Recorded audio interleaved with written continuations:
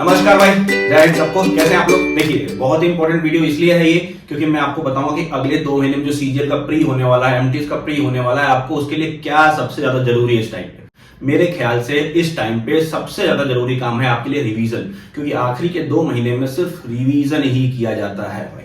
ठीक है, और रिवीजन करने के लिए जो सबसे बेस्ट तरीका है, सबसे कारगर, सबसे इफेक्टिव तरीका है, वो है भाई मॉक टेस्ट को अटेम्प्ट करना। चाहे वो सेक्शनल मॉक टेस्ट हो, चाहे सब्जेक्ट वाइज हो, चाहे चैप्टर वाइज हो, चाहे फुल मॉक टेस्ट हो, आपको सिर्फ और सिर्फ मॉक टेस्ट को बहुत अच्छे से अटेम्प्ट करना है, उसको बहुत अच्छे से एनालाइज करना है। वही आपके स्कोर को 130, 135 से 150, 155 तक लेके जाएगा अगले 2 महीने में। ठीक है, इसमें मैं 2-3 चीजें तुम्हें बताऊंगा मॉक टेस्ट से रिलेटेड। ठीक है, मॉक टेस्ट आपको कौन कौन सा देना है, मॉक टेस्ट कब देना है और कैसे देना है। ठीक है, सबसे पहले हम बताते हैं कि आपको मॉक टेस्ट कहां से देना है। अगर आपके पास मॉक टेस्ट नहीं है, आपको समझ में नहीं आ रहा कहां देना है, तो मेरे ख्याल से टेक्स्ट बुक का जो मॉक टेस्ट का जो प्लेटफॉर्म है बहुत ही अच्छा, यूजर फ्रेंडली है, एग्जाम पैटर्न के हिसाब से आता है, तो आप टेक्स्ट बुक को यूज कर सकते हो। टेक्स्ट बुक पे भी जो ऑफर चल रहा है उसको तुम यूज कर सकते हो। अब मुद्दे की बात करते हैं। मुद्दे की बात क्या है भाई कि मॉक टेस्ट को देना कैसे। देखो, मॉक टेस्ट देने से फायदा क्या क्या होता है। सबसे पहले क्या होगा कि तुम्हारा स्पीड इंक्रीज होगा, पहले चीज। दूसरा चीज, तुम्हारा पूरा सिलेबस एक साथ रिवीजन में होगा। तुम्हें पता चलेगा कि तुम कहां लैग कर रहे हो, कौन सा चैप्टर तुम्हें गड़बड़ लग रहा है, कौन सा चैप्टर तुम्हें ज्यादा अच्छे से आ रहा है, ये सब तुमको अच्छे से पता चलेगा। इंग्लिश में तुमको पता चलेगा कि वोकैब फंस रहा है कि नहीं फंस रहा है, एरर फंस रहा है कि नहीं फंस रहा है, मतलब बहुत अच्छे से तुम्हारा प्रॉपर रिवीजन होगा और तुमको पता चलेगा कि तुम लैग कहां कर रहे हो।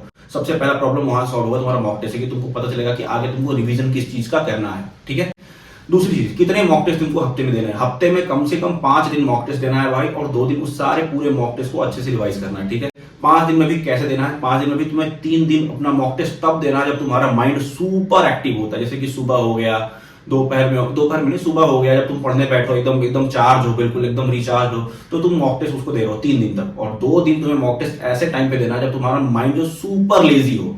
Super lazy in the sense कि रात में 1 बजे मॉक टेस्ट दे रहे हैं, रात में 2 बजे मॉक टेस्ट दे रहे हैं, जब नींद में आ रही है, रात में 12 बजे मॉक टेस्ट दे रहे हैं, दोपहर में बहुत तेज नींद आ रही है, तब मॉक टेस्ट हम कर रहे हैं।